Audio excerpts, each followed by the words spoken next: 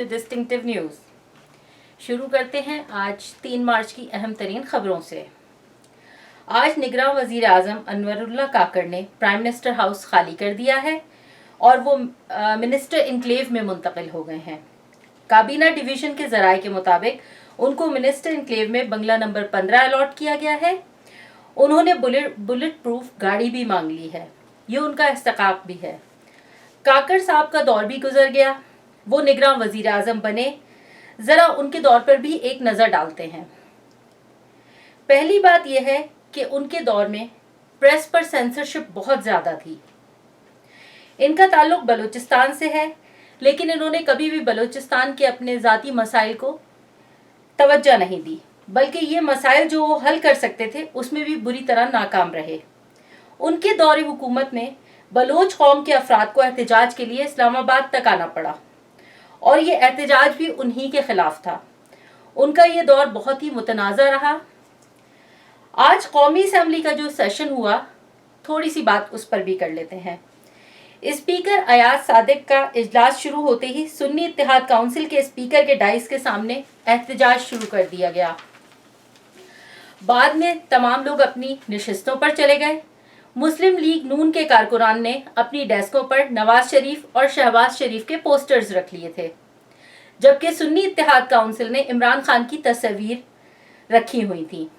Speaker ने ऐलान किया कि शहबाज शरीफ के हक में जो अरकान हैं वो लॉबी ए की तरफ चले जाएं और उमर अयूब के हक में जो अरकान हैं वो लॉबी बी की तरफ चले जाएं।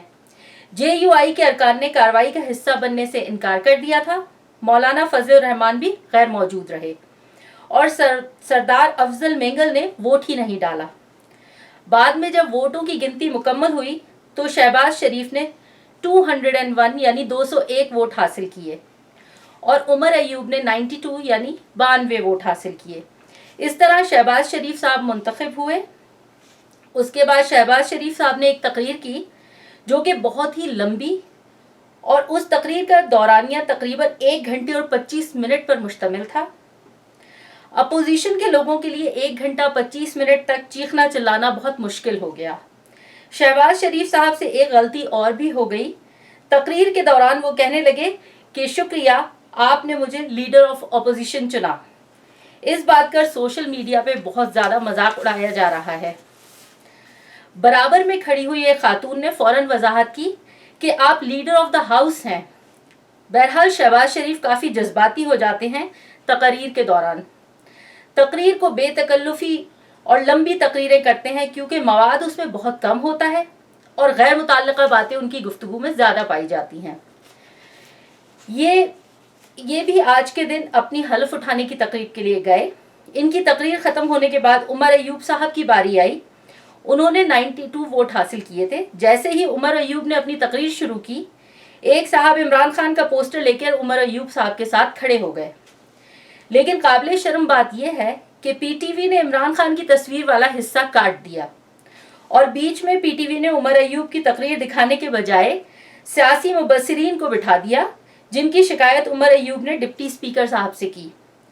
उमर अयूब की तकरीर में उन्होंने मुतालबा किया कि सानहा 9 मई की नए सिरे से तहकीकात कराई जाए और इलेक्शन में जो धांधली हुई है उसके बारे में भी तफसीली बातचीत की जाए। बहरहाल हमारा तज्जिया यह है कि नवाज शरीफ के लिए काफ़ी हालात मुश्किल होते जाएंगे। शहबाज शरीफ साहब के लिए इस वक्त सबसे बड़ा चैलेंज ये है कि उन्हें IMF के पास जाना पड़ेगा, जिसकी वजह से महंगाई में बहुत ज़्यादा इजाफा होगा और आवाम के लिए ज़िंदगी गुजारना और मुश्किल होता जाएगा। याद रहे कि शहबाज शरीफ साहब PPP की मदद से वज़ीर आज़म बने हैं। जिस दिन भी ये पार्टनरशिप टूट गई, ये वजारत चलनी बहुत मुश्किल हो जाएगी। इसीलिए शहबाज शरीफ को PPP की जायज़ और नाजायज़ हर ही बातों का ख्याल रखना पड़ेगा। आज के दिन सहाफ़ी असद अली तूर को भी कोर्ट में पेश किया गया। उनका मज़ीद जिस्मानी रिमांड ले लिया गया। असद अली तूर ने कहा कि मेरे साथ बस बहुत ज़्यादा ज़्यादती हो रही है। उन्होंने कहा कि मेरी FIR किसी और बात पर कटी हुई है और मुझसे सवालात मुख्तलिफ पूछे जा रहे हैं। मुझसे खबरों की सोर्स पूछी जा रही है जो कि उसूली तौर पर मैं नहीं बता सकता। ہم نے آپ کو چند دن پہلے خبر دی تھی کہ اڈیالہ جیل میں ایک آدمی کو قتل کر دیا گیا. اصل میں یہ ایک ذہنی مریض تھا جو ہاسپٹل میں ایڈمٹ تھا. اس نے 3 قیدیوں پر حملہ کیا تھا اور ان میں سے ایک وہی ہلاک ہو گیا تھا. اب جو خبر آئی ہے وہ یہ ہے کہ اس حادثے میں ایک اور فرد جو زخمی ہوا تھا وہ بھی جاں بحق ہو گیا ہے. اس خبر کو آپ یوں دیکھ سکتے ہیں کہ یہ دوسرا قتل ہے 15 دنوں کے اندر اندر اڈیالہ جیل میں. یہ کیا ہو رہا ہے؟ اگر قاتل ذہنی مریض تھا تو اس کو الگ کیوں نہیں رکھا گیا؟ یہ بات ذرا غور طلب ہے. ایک اور خبر آپ سے شیئر کرتے چلیں. پی ٹی آئی نے انٹرا پارٹی الیکشنز کروائے ہیں. علی امین گنڈا پور بلا مقابلہ تحریک انصاف خیبر پختونخوا کے صدر مقرر ہو گئے ہیں. صوبائی الیکشن کمیٹی قاضی انور ایڈوکیٹ نے اعلان کیا ہے کہ علی امین بلا مقابلہ منتخب ہو گئے ہیں. بیرسٹر گوہر علی خان 1 مارچ کو پارٹی کے چیئرمین اور عمر ایوب پارٹی کے جنرل سیکرٹری منتخب کر دیے گئے ہیں. اس طرح پنجاب میں ڈاکٹر یاسمین راشدہ صاحبہ اور پی ٹی آئی سندھ کے حلیم عادل بلا مقابلہ منتخب ہو گئے ہیں. اب اگلا مرحلہ اس پورے عمل کی تصدیق ہوگی جو کہ الیکشن کمیشن آف پاکستان کرے گا. اگر یہ عمل بغیر کسی قانونی پیچیدگی کے مکمل ہو جاتا ہے تو اس کے بعد ضمنی الیکشنز ہوں گے تو تحریک انصاف بلے کا نشان استعمال کرنے کے قابل ہو جائے گی, جو کہ تحریک انصاف پہلے نہیں کر پائی, جس کی وجہ سے ان کے کینڈیڈیٹس کو بہت مشکلات اٹھانی پڑی تھی. اسی وجہ سے تحریک انصاف کے کارکنوں نے آزاد حیثیت سے الیکشن لڑا تھا. یاد رہے کہ ان سے ان کا بلے کا نشان لے لیا گیا تھا اور ان کے ارکان کو بہت سارے مختلف نشانات دے دیے گئے تھے, جس کی وجہ سے کافی پریشانی ہوئی. لیکن اس معاملے کو پی ٹی آئی نے بہت سمارٹلی حل کیا تھا سوشل میڈیا کو استعمال کرنے کے ذریعے. یہاں پہ یہ بھی بتانا بہت ضروری ہے کہ اکبر انیس بابر وہ صاحب تھے جنہوں نے یہ معاملہ سپریم کورٹ تک اٹھایا تھا اور ان کی وجہ سے ہی تحریک انصاف کا بلے کا نشان واپس لے لیا گیا تھا. یاد رہے کہ اب ان کا کہنا ہے کہ میں انٹرا پارٹی الیکشن کو دوبارہ چیلنج کروں گا. یاد رہے کہ یہ صاحب پہلے پی ٹی آئی کے بانی کارکنان میں سے تھے, پھر عمران خان سے ان کے اختلافات ہونے کی وجہ سے یہ الگ ہو گئے تھے. اس کے علاوہ ایک اور ٹویٹ انہوں نے کی ہے جو کہ علیمہ خان کے بارے میں ہے, جس میں علیمہ خان عمران ریاض خان کو کہہ رہی ہیں کہ آپ ہمارے لیڈر ہیں. اس کے بعد ڈاکٹر معید پیرزادہ نے ایک اور ٹویٹ کیا. شیر افضل مروت صاحب ہر چند دنوں بعد کوئی نہ کوئی ایسی ٹویٹ کہتے کوئی ایسی بات کہتے یا کرتے ہیں جس سے ان کے ناقدین کو مزید مواد ملتا ہے. مداح پریشان ہوتے ہیں اور عوام کنفیوزڈ. عمران ریاض کی رہائی کا مطالبہ کرتے ہوئے وہ ایک بار پھر ایسی ہی غلطی کر گئے. عمران ریاض پاکستان کا ایک بہت بڑا صحافی ہے. عمران ریاض نے سچی خاطر پاکستان جمہوریت کے لیے ظلم اور فسطائیت کے خلاف ایک تاریخی سٹینڈ لیا تھا اور بے انتہا مصیبتیں برداشت کی. عمران ریاض کو سیاستدان بنا کر اس کا قد چھوٹا نہ کریں. پاکستان کو ایک دلیر اور کامیاب صحافی سے محروم نہ کریں. اور یہ الفاظ عمران خان کے بعد سب سے بڑا لیڈر یہی ہے. اکثر لوگوں کو بہت سی پریشانیاں ہیں کیونکہ یہ بات آؤٹ ہو چکی ہے کہ چودھری نظام الدین کے گماشتے عمران خان کے مختلف متبادل بنانے اور تلاش کرنے میں مصروف ہیں اور ہزاروں محب وطن پاکستانیوں نے اس پہ گہری نظر رکھی ہوئی ہے. نون لیگ کے ناصر بھٹ نے بھی ایک ٹویٹ کیا ہے. آج لندن ہائی کورٹ نے ٹی وی 92 چینل کے خلاف ہتک عزت کے کیس میں میرا موقف درست تسلیم کرتے ہوئے میرے حق میں فیصلہ دے دیا ہے.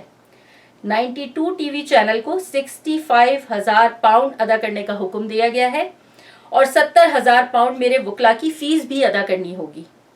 یاد رہے کہ یہ وہ ناصر بھٹ صاحب ہیں جن پر الزام لگایا گیا تھا کہ جج والی ویڈیو کا. ٹی وی 92 نے یہ خبر دی ہے کہ ناصر بھٹ 2 افراد کا قاتل ہے اور قتل کر کے وہ لندن چلا گیا تھا جہاں اس کو سیاسی پناہ مل گئی. اس خبر کی وجہ سے ناصر بھٹ نے چینل 92 کے خلاف یہ کیس کیا تھا جس میں چینل جھوٹا ثابت ہو گیا. اس لیے ہم ہمیشہ کہتے ہیں کہ ہر آنے والی خبر کو تصدیق کیے بغیر یقین نہیں کرنا چاہیے. میڈیا بعض دفعہ کافی جھوٹ بولتا ہے जिसमें उनके लिए अपने सियासी मकासद भी शामिल होते हैं। एक खबर और आपके साथ शेयर करते चलें। शेर अफजल मरवत साहब ने एक ट्वीट किया है। ये ट्वीट उन्होंने पीटीआई ब्लॉगर आदिल राजा और हैदर मेहदी के खिलाफ किया है।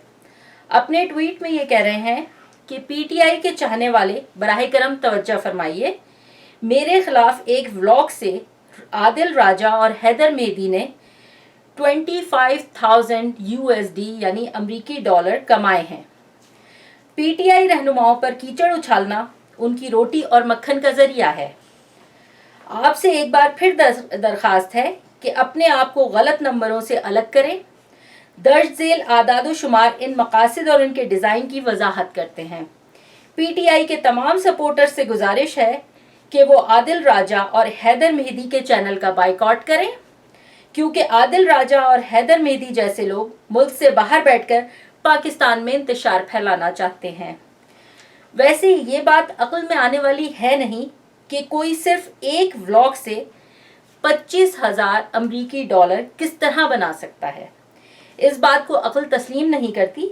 शायद इसमें कुछ ज़ीरो ज़्यादा ऐड कर दिए गए हैं। यानी याद रहे कि आप ये कह रहे हैं कि एक वीडियो से 2.5 लाख डॉलर बन गए। इसका फैसला हम आप सब पर छोड़ते हैं। ये आज की ताज़ा तरीन खबरें ख़त्म हुई। कल इंशाल्लाह नई खबरों के साथ फिर हाजिर होंगे। शुक्रिया।